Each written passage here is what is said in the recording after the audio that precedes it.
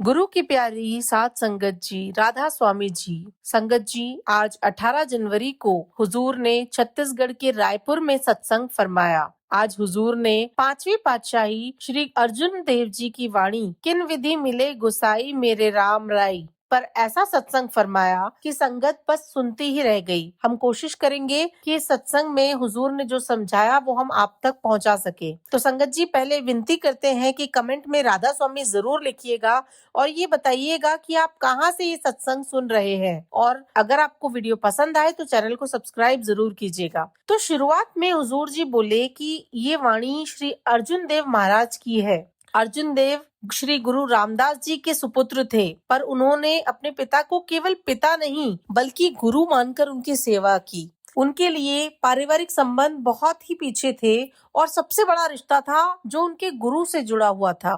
हुजूर कहते कि चौथे पातशाही ने हरमिंदर साहब की नींव रखी और 5वीं पातशाही ने गुरु अर्जुन देव जी ने उसे पूर्णता दी। वो समय भारत में बहुत ही अत्याचार और अस्थिरता का था। लोग बहुत ही असुरक्षित थे और उन्हें एक ऐसी जगह की खोज थी जहां शांति से बैठकर मालिक को याद करें और सत्संग किया जा सके। तो इसी जरूरत को समझते हुए गुरु अर्जुन देव जी ने हरमिंदर साहिब का निर्माण करवाया, जो आज भी बड़े ही प्रेम, शांति और समानता का जीवंत प्रतीक है। फिर हुजूर जी ने संतों की असली पहचान पर प्रकाश डाला। कहते संत कभी भेदभाव नहीं करते। 5वीं पातशाही ने अपने समय में महात्माओं संतों की वाणी को संजोया। उन्होंने कभी भी धर्म या जात का भेदभाव नहीं किया। कहते जहाँ भी उन्हें सच्चाई और इंसानियत की संगत मिली, उन्होंने आदर के साथ श्री गुरु ग्रंथ साहिब में उसे स्थान दिया। उन्होंने 15 से ज्यादा भक्तों की वाणी और 30 से ज्यादा संतों के उपदेश को इकट्ठा करके उसे पूरा किया।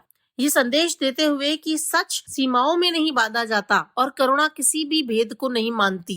हुजूर जी कहते कि गुरु अर्जुन देव जी ने कभी भी अपने उसूलों, अपने आदर्शों के साथ समझौता नहीं किया। उस कठिन समय में उनसे ये कहा गया कि यदि वो अपना धर्म बदले तो उनका जीवन बचेगा, लेकिन उन्होंने ऐसा नहीं माना और वो कभी नहीं डरे। अपनी आस्था और सच्चाई के मार्ग पर अडिग रहकर उन्होंने अपने जीवन का बलिदान दे दिया। तो हुजूर जी ने बहुत ही भावुक होकर संगत से प्रश्न किया कि क्या हम अपने जीवन में ऐसी दृढ़ता, ऐसा समर्पण दिखा सकते हैं। कहते हम इन महापुरुषों से केवल श्रद्धा नहीं बल्कि प्रेरणा भी लेना चाहिए। उन्होंने अपने परिवार, समाज और संसार से ऊपर उस मालिक के रिश्ते को रखा, और यही तो असली प्रेम है जिसमें अपना कुछ भी ना रहे, सब कुछ उस मालिक का हो जाए। कहते हमारा असली उद्देश्य क्या होना चाहिए। कहते जिसने 5वीं पातशाही ने अपनी वाणी के आरंभ में रखा कि किन विधि मिले मेरे गोसाई राम राई। कहते प्रभु तुझसे मिलने का सही रास्ता क्या है। तो हुजूर जी समझाते कि गुरु अर्जुन देव जी भी हमें यही सिखाते हैं कि जीवन का असली मकसद क्या है। सच्चा और स्थायी सिर्फ एक दाता है। इसलिए हमें एक ऐसे संत की खोज करनी चाहिए जो हमें उस मालिक से मिलाए, जो हमें भ्रम में ना उलझाए बल्कि उस मालिक तक जाने का हमें सीधा रास्ता दिखाए। कहते माया ने पूरे संसार को एक गहरी नींद में सुला रखा है। तो वाणी में आता है कि माया मोह सब जग सोया, तो ये भ्रम क्यों जाए। हम माया के इस मीठे से नशे में इतना डूब जाते हैं कि हमें वही जीवन सच्चाई प्रतीक होने लगती है, जबकि असलियत क्या है। वास्तविकता तो ये है कि हम सोए हुए हैं और इस नींद से हमें जागना है, और ये जागना ही अध्यात्म की पहली सीढ़ी है। हुजूर आगे समझाते कि आखिर कौन सोया हुआ है। तो वही इंसान जो हर समय सुख दुख के झूले में झूलता है, जो अपने अंदर के मालिक को भुला बैठा है। हुजूर कहते आज इंसान उस अवधि, उस स्थिति में पहुंच चुका है जहां उसे अपनी असली हालत का बोध ही नहीं है। वो भ्रम में जी रहा है, तो इतनी गहरी सच्चाई को पहचानने की शक्ति खो बैठा है। तो हुजूर ने उदाहरण देके समझाया कि जैसे कोई इंसान रेगिस्तान को दूर से देखता है तो उसे पानी का तालाब नजर आता है, वो दौड़ता हुआ भागता है, लेकिन वहां जाके पता लगता है कि उसे सिर्फ आंखों का धोखा हुआ है। ठीक उसी तरह माया का जाल भी हमें धोखे में रखता है। जो चीजें हमें बहुत ही स्टेबल लगती हैं, बहुत ही स्थायी लगती हैं, असल में वो सब चीजें हमारा भ्रम है, आज है कल नहीं। आगे हुजूर ने समझाया कि जब हमारी चेतना का स्तर ऊंचा होने लगता है, हमें अंदर की सारी चीजों का आकर्षण कम होने लगता है, हम इन सब से ऊपर उठने लगते हैं, तब हमें साफ दिखाई देने लगता है कि दुनिया का हर सुख, हर चीज सिर्फ कुछ समय के मेहमान है। फिर आगे हुजूर समझाते कि मालिक तक पहुंचने के मार्ग में बहुत सारे भ्रम खड़े हैं जो हमारी यात्रा को आगे की ओर रोक देते हैं। आज हमें उनमें से उन रास्तों को, उन भ्रमों को पहचानना होगा। सबसे पहला भ्रम है धन और संपत्ति का मोह। कहते हम मान लेते हैं कि हमें ज्यादा धन मिलेगा तो ज्यादा सुख मिलेगा, लेकिन सच्चाई इसकी बिल्कुल उल्टी है। जैसे जैसे धन बढ़ता है वैसे वैसे चिंताएं भी बढ़ती हैं। इसीलिए वाणी में कहा गया है कि बड़े बड़े जो दिखे लोग तिनको व्यापे चिंता रोग। कहते जिनके पास बहुत कुछ है अक्सर उन्हीं पर सबसे ज्यादा बेचैनी होती है। धन बढ़ता है उसके साथ डर भी बढ़ता है, असुरक्षितता और तनाव भी बढ़ता है। कहते यही माया का पहला भ्रम है जो इंसान को सोए हुए हाल में बनाए रखता है। तो आगे हुजूर समझाते कि धन की दौड़ में इंसान इतना अंधा हो जाता है कि कई बार छल कपट गलत रास्ते पर भी उतर आता है। लेकिन वाणी हमें समझाती है, हमें चेताती है, पाप बाजो होवे नाही मोहिया संगी न जाए। कहते कि जो भी पाप का रास्ता, जो भी गलत रास्ता है उससे कभी सुख नहीं मिलता, और जो धन हम गलत रास्ते से कमाते हैं वो भी मृत्यु के बाद तो हमारे साथ जाता नहीं। तो हुजूर कहते कि इतिहास भी इस बात की गवाही देता है कि राजा महाराजा अपने खजानों के लिए युद्ध करते रहे, लेकिन क्या आज तक कोई भी राजा अपने खजाने को ले जा सका?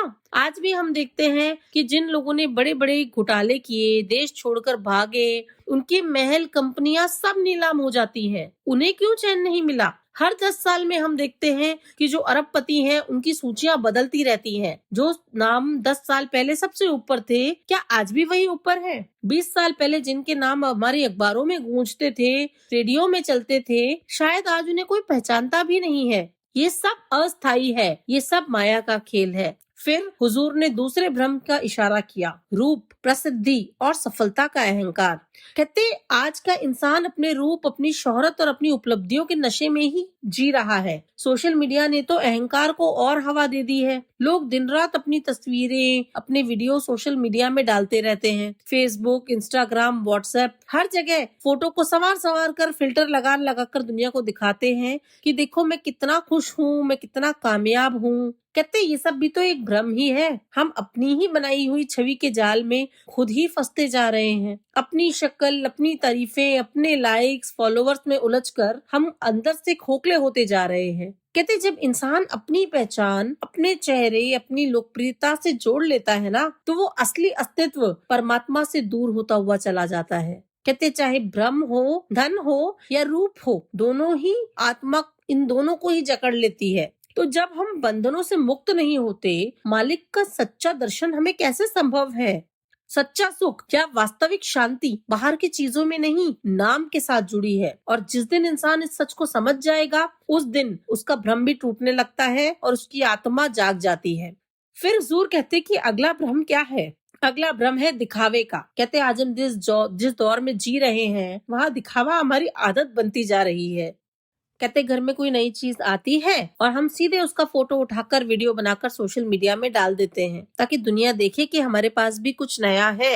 जबकि सच्चाई क्या है कि कई बार उस चीजों की किश्तें भी पूरी नहीं होती। तो असली खुशी किस चीज में है? असली खुशी दूसरों को दिखाने में नहीं है, लेकिन हम उसी को असली खुशी मान बैठते हैं। कहते हैं अब तो शादियां भी दिखावे का भेंट चढ़ चुकी हैं। लाखों करोड़ों रुपए लोग खर्च कर देते हैं, कर्ज तक ले लेते हैं इतने बड़े आयोजन को भव्य दिखाने के लिए, ताकि उसकी तस्वीरें सोशल मीडिया पे सजाई जा सके। लेकिन विडम्बना ये है कि 1-2 साल के अंदर ही वही जोड़े अदालतों के बाहर तलाक की कतारों में लगे दिखाई देते हैं। तो यही आज के समाज की सच्चाई है। हम दिखावे में डूब गए हैं और हम अपने आप को, अपने जीवन को प्रदर्शन बना के हमने छोड़ दिया है। तो हुजूर कहते कि अहंकार, पद, प्रतिष्ठा ये सब एक नशा है। हम इस भ्रम में होते हैं कि हमारा पद, हमारी कुर्सी, हमारा ओहदा ये हमारे साथ रहेगा, लेकिन ये सब क्षणिक है। जो असली सत्ता हमें मिली है वो है सेवा की। दूसरों के भले के लिए जीना चाहिए, ना ही उन्हें दबाने के लिए और बड़प्पन का प्रदर्शन करने के लिए तो कभी भी नहीं। तो हुजूर समझाते कि दुर्भाग्य से हम अपने पद का उपयोग सेवा की जगह उस पर गर्व करने के लिए करते हैं। जब हम अपने ओहदे का इस्तेमाल दूसरे को छोटा समझने के लिए या दबाने के लिए करते हैं हैं तो वही हालात एक दिन हमारे सामने आके खड़े हो जाते हैं, क्योंकि संसार में तो न्याय का पलड़ा है, जैसा बोया वैसा ही काटना पड़ता है। तो यही कारण है कि हर कर्म का हिसाब एक दिन हमें जरूर देना होता है, कोई भी इंसान उससे बच नहीं पाता। फिर हुजूर ने अगले बड़े भ्रम की ओर संकेत किया, कहते शक्ति और साम्राज्य का भ्रम। फिर उन्होंने सिकंदर का उदाहरण देके समझाया, कहते सिकंदर ने संसार जीता हुआ था, भारत की सीमा तक पहुंचा था। एक दिन व्यास की नदी तट पर पहुंचा, वहां उसने एक संत को लीन होते हुए देखा और उससे जाके पूछा कि तुम कौन हो। तो संत ने मुस्कान के साथ कहा, कहते मैं तो एक फकीर हूँ। फिर संत ने उल्टा प्रश्न किया कि तुम कौन हो। तो सिकंदर ने बहुत ही घमंड के साथ कहा कि मैं संसार का सम्राट हूँ, मैंने पूरी धरती जीत ली है। तो संत ने पूछा कि आगे क्या करोगे। तो सिकंदर कहता, अब घर लौटूंगा और आराम करूंगा। तो ये बात सुनकर संत हंस पड़ा और बोला कि जिस शांति और आराम के लिए तूने इतने युद्ध किए, इतने लोगों की जान ली, वो तो मैं यही बिना किसी को हानि पहुंचाए कर रहा हूँ। तो कहते हैं ये सब नजरिए का फर्क है। जिसने अंदर की शांति पाली ना, उसे जीतने के लिए कुछ बचता ही नहीं। लेकिन जो बाहर की दुनिया जीतने में लगा रहता है, वो अपने मन को कभी शांत नहीं कर पाता। कहते हैं जब सिकंदर बीमार पड़ा तो उसने ये ऐलान कर दिया कि जो मुझे ठीक करेगा मैं उसे आधा साम्राज्य दे दूंगा। लेकिन जब उसने मृत्यु का उसका क्षण आया तो उसने ये ऐलान किया कि जिसने मुझे ठीक कर दिया मैं उसे पूरा साम्राज्य दे दूंगा। लेकिन उसके बाद भी वो साम्राज्य उसके काम नहीं आया, ना कोई उसे ठीक कर पाया, ना ही वो साम्राज्य ले जा पाया, और उसे अकेला ही जाना पड़ा। तो हुजूर जी ने समझाया कि वाणी में भी कहा है, हे तपो राजो नरक, अर्थात सत्ता और राजपाट शुरू में ही सुख का आभास देते हैं, लेकिन बाद में वो नरक का कारण बन जाते हैं। क्योंकि सत्ता पाने के लिए इंसान सेवा को भूल जाता है और भोग विलास में डूब जाता है। तो जब सेवा ही छूट गई तो अहंकार बढ़ जाता है और वही हमारी पतन का कारण बनता है। और इसका सबसे बड़ा उदाहरण इतिहास में दिए हुए हैं। फिर हुजूर ने एक और गहरे भ्रम की ओर ध्यान दिलाया, मृत्यु को अपने से बहुत दूर समझने का भ्रम। तो उन्होंने गंभीर स्वर में कहा कि हम अक्सर ये मान के चले जाते हैं कि मौत अभी कहाँ आने वाली है, हमारे पास तो बहुत समय पड़ा है। लेकिन सच्चाई ये है कि हर क्षण लाखों लोग इस दुनिया से विदा हो रहे हैं। मौत ना बच्चा देखती है, ना बड़ा देखती है, ना बूढ़ा। घर से बाहर निकलते समय, आप अखबार के पन्ने पलटते समय कहीं ना कहीं किसी न किसी की अंतिम संस्कार की सूचना या स्मृति आपको दिखाई देगी। कहते हम इस दुनिया में लगातार ये भूले करते चले आ रहे हैं और इतने अंधे हो गए हैं कि अब प्रकृति खुद हमें चेतावनी देने लगी है, कभी बाढ़ के रूप में, कभी भूसंकलन के रूप में, कभी भूकंप और कभी कोरोना जैसी महामारी के रूप में। तो ये सब संकेत हमें यही तो दिखाते हैं कि हम अपना रास्ता भटक गए हैं। कहते पहले जब किसी की मृत्यु होती थी तो अंदर तक झटका लगता था, मन अपने आप कांप उठता था कि वो चला गया, एक दिन हमें भी जाना है। लेकिन आज हम इतने कठोर हो चुके हैं कि किसी की अर्थी देखकर भी हमारे मन में हलचल नहीं होती। हम मृत शरीर देखते हैं, उस दृश्य से भी हम कुछ नहीं सीखते, कोई आत्म मंथन नहीं करते। कहते अब तो हम हर साल अपने प्रियजनों की बरसी भी नहीं मनाते, वो भी हम दिखावे की तरह करते हैं। अगर बरसी मनानी होती है तो उसे भव्य आयोजन करते हैं ताकि बाहर वाले देखकर ये समझ सके कि हमें शोक हो रहा है। लेकिन दिखावे की वजह से वो शोक नहीं लगता, वो उत्सव लगता है। बड़े बड़े लोगों को बुलाया जाता है, सजावट होती है, भोजन की व्यवस्था होती है, और कई बार तो ऐसे लगने लगता है जैसे पार्टी हो रही है, ना कि कोई श्रद्धांजलि। बहुत ही सच्चे और भावी मन से हुजूर ने फरमाया कि हमें अपने पूर्वजों की स्मृति को भी दिखावे का माध्यम बना लिया है। हमारे पुरख हमें सादगी, विनम्रता और संयम का पाठ सिखा कर गए थे, लेकिन हमने उसी शिक्षा को छोड़कर चमक धमक अपना लिया। फिर उन्होंने हमें एक बहुत ही गहरी शिक्षा याद दिलाई। उन्होंने कहा, महाराज जी समझाया करते थे कि इंसान को ये पता भी नहीं होता कि उसकी गाड़ी का दरवाजा खुलने से पहले या पहला निवाला मुंह में जाने से पहले उसकी मृत्यु आ जाए। मौत इतनी करीब है, लेकिन हम भ्रम में जी रहे हैं। कहते पहले लोग 60, 70, 80 साल सहज रूप से जी लेते थे। आज तो न जाने कितनी जिंदगियां हम अपने आंखों के आगे देखते हैं कि 30-40 की उम्र में ही साइलेंट अटैक आ गया और लोगों की मृत्यु हो गई। तो ये समय बहुत अनमोल है, हमें इसका सही उपयोग करना चाहिए। व्यर्थ बातें, दिखावा और खाली भ्रमों में हमें नहीं पहुंचना चाहिए। हुजूर ने एक और गहरे भ्रम की बात और संकेत दिया, मैं और मेरा का भ्रम। उन्होंने कहा, इंसान ये मानने लगता है कि वो सब कुछ वही कर रहा है, हर चीज हर बात उसी के नियंत्रण में है, जबकि ये सबसे बड़ा धोखा है।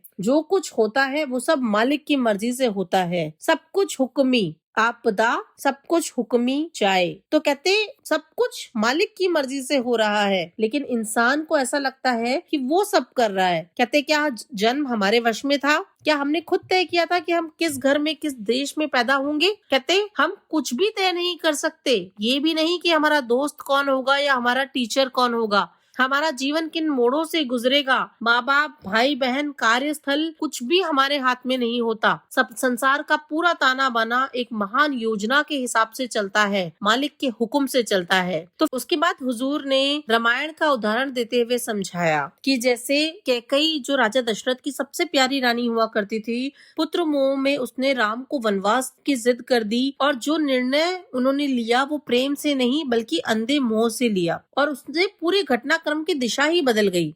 फिर उन्होंने महाभारत का उल्लेख दिया कि धृतराष्ट्र ने भी यही गलती की, अपने पुत्र दुर्योधन को के अधर्म को देखते हुए भी स्वीकार नहीं किया। पुत्र मोह में उन्होंने भी समय ने उसको जकड़ लिया, उनकी दृष्टि जो है वो धुंधली कर दी। कहते वो भयानक युद्ध जिसने इतिहास की धरा को झकझोर कर रख दिया, दरअसल अंधे प्रेम और मोह की वजह से था। आज के समय में सच्चा प्रेम संसार से लगभग गायब हो चुका है। प्रेम के नाम पर केवल मोह बच गया है और मोह के साथ हमेशा उपेक्षाएं जुड़ी होती हैं। हम हर रिश्ते में कुछ पाने की चाह रखते हैं, लेकिन जब सामने वाला व्यक्ति हमारे हिसाब से नहीं चलता तो हम अंदर ही अंदर उससे निराश हो जाते हैं। फिर हुजूर ने बड़ी ही प्यार से एक चीज कही कि प्रेम की जड़ें बिल्कुल शुद्ध और पावन होती हैं, उसमें कभी भी मिलावट नहीं होती, लेकिन हमने समय के साथ उस प्रेम को माया और अपनी मतलब की दीवारों में बांध के रख दिया है। आज बेटा अपने पिता से उम्मीद रखता है कि वो उसकी हर इच्छा पूरी करे और पिता बेटे से उम्मीद रखता है कि उसका बेटा बड़ा होकर के उसके सपने साकार करेगा। लेकिन जब ये उम्मीदें पूरी नहीं होती तो घर पर सुकून के स्थान पर कलह और तनाव होने लगता है। कहते नई बहू हमारे बुढ़ापे का सहारा बने, ये तो हर किसी की इच्छा होती है, लेकिन उस बहू को बेटी की तरह रखना, उस बहू को वही प्यार देना, वही सम्मान देना, कितने लोग ऐसा करते हैं? जब नहीं करते और कल्पनाएं और अपेक्षाएं टूटती हैं, तो बाद में घर में मन मुटाव होता है और कड़वाहट होती है। उसके बाद हुजूर ने एक बहुत ही गहरा प्रश्न उठाया कि आखिर रिश्ते हमें क्या सिखाते हैं। उन्होंने कहा जब कोई शिष्य अपने गुरु को निस्वार्थ और सच्चे हृदय से प्यार करता है तो वही प्रेम उसे संसार की मोह माया से बचा लेता है। जिसका अपने मन में अपने मुर्शीद के प्रति प्यार होता है वो माया के इस दलदल में नहीं फंसता, उसके कदम कभी नहीं डगमगाते, क्योंकि उसका सहारा अंदर मजबूत होता है। कहते हैं आज का इंसान धन, मैं, मेरा, इन सब में इतना उलझा हुआ है कि उसे यही जीवन का सुख प्रतीत होने लगता है, जबकि सच्चाई ये है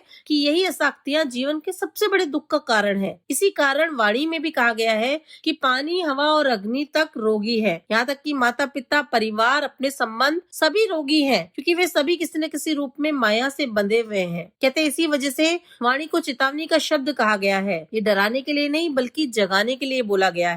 फिर उन्होंने वाणी की पंक्ति दोहराते हुए कहा कि रोगी सब संसार। कहते हैं जो स्वयं रोग से ग्रस्त है वो किसी और को रोग से कैसे छुड़ा सकता है, लेकिन यही कड़वा सच है। हुजूर ने आगे बड़ी सहजता से समझाया कि ये पूरा संसार एक रंगमंच है और हम सब अपनी भूमिका निभा रहे हैं। हर पात्र अपने अपने अभिनय में इतना डूब गया है कि उसे याद ही नहीं रहता कि असल में वो है कौन। मालिक ने हमें इस मंच पर भेजा और उसी ने तय किया है कि कब उसे वापस बुलाना है, लेकिन इंसान फिर भी इस भ्रम में जीता है कि वो इस रंगमंच पे हमेशा बना रहेगा। फिर हुजूर ने वाणी की पंक्ति सुनाई, राम गयो लावण गयो जाको बहु परिवार। कहते जैसे राम गया रावण गया, जिनका बहुत बड़ा बड़ा परिवार था, जो खुद इतने बड़े महापुरुष थे, तो फिर कौन है जो यहाँ सदा के लिए टिक सकता है। कहते ये संसार ही एक असली भ्रम है, एक ऐसा सपना जिसे इंसान जागते हुए देख रहा है।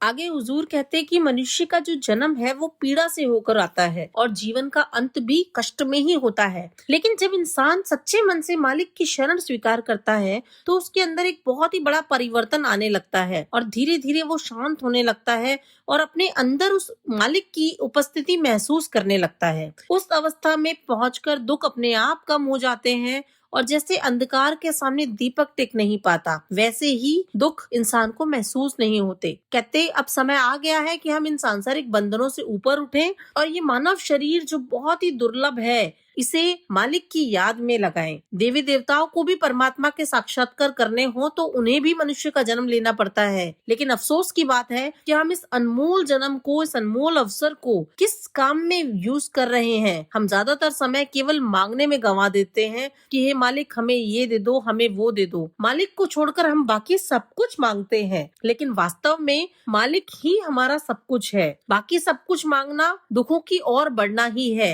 हुजूर ने बताया कि वाणी भी इसी बात की चेतावनी देती है, तुझ बिन और कुछ मांगना सब दुखा दे दुख, अर्थात मालिक से ज्यादा किसी और चीज को मांगना दुखों को बुलाने के समान है। इसके बाद हुजूर ने एक और महत्वपूर्ण बात कही। उन्होंने कहा कि हमें केवल कर्म कांड की सीमाओं में अटके नहीं रहना। हम अक्सर ये मान लेते हैं कि किसी पवित्र स्थान पर जाकर स्नान लेने से पाप धुल जाते हैं, जबकि असलियत ये है कि शुद्धता बाहरी स्नान से नहीं, अंदर 2.5 घंटे बैठकर भजन सिमरन की नाम कमाई से आती है। हमें पानी में सरोवर में नहीं बल्कि नाम रूपी सरोवर में डुबकी लगानी है, तभी अंदर सच्ची निर्मलता आती है, मालिक की प्रसन्नता मिलती है। तो हुजूर कहते हैं कि हमें मालिक का धन्यवाद करना चाहिए, पर हम ऐसा बहुत कम करते हैं और यही इसी बात का सच का संकेत करती है गुरु ग्रंथ साहब की वाणी, 9 दरवाजे धावत रही 10वां निजगर वासा पाए। तो कहते कि आत्मा बाहर की 9 इंद्रियों में भटकना जब छोड़ देती है तभी 10वें दरवाजे पर जाती है, जो हमें उस मालिक की ओर वापस ले जाता है। वहाँ दिन रात अनहद शब्द गूंजता है और गुरु की दी हुई युक्ति से वही दिव्य नाद हमें सुनाई देने लगता है। ये वही अवस्था है जहाँ सच्चा सुकून मिलता है और परमात्मा से मिलने का अनुभव होता है। संगत जी, आज रायपुर में यही सत्संग हुजूर जी ने सुनाया। विनती है कि YouTube चैनल को जरूर सब्सक्राइब कर लीजिए जी। राधा स्वामी जी।